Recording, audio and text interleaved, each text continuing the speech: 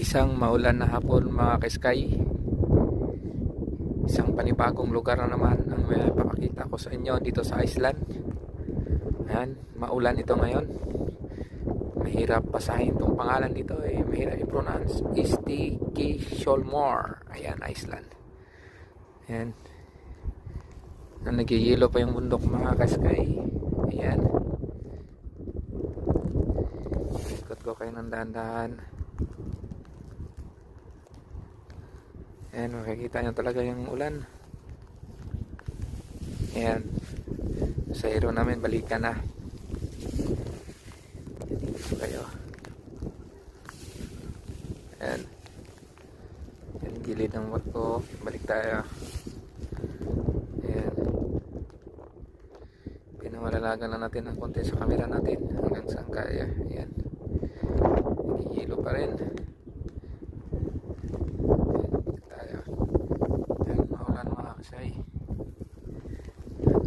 Maliit na itihan dyan.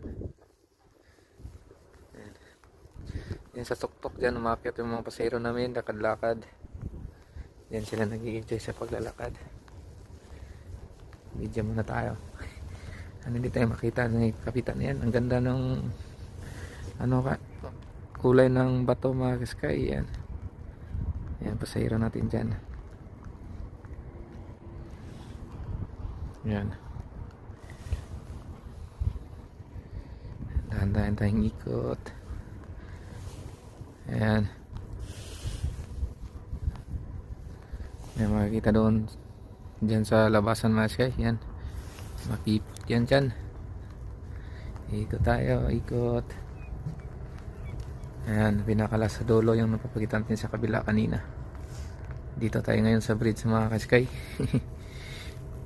Hindi naman siguro tayo mapagalitan. Ayan. Ayan.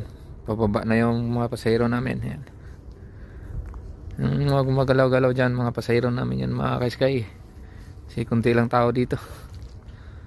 Ayan. Kulay puti doon tore, doon sa malapit sa yung yung signal na yan. Dyan yung pinapuntahan nila, may magandang simbahan dyan. Ito ang pinaka-highlights natin. Pakita tayo sa video. Ayan, nandito tayo. Ayan. Stykkishólmur. Ayan, Iceland. Dito tayo mga ka-sky. Ayan. Smile. So, paano yan mga sky?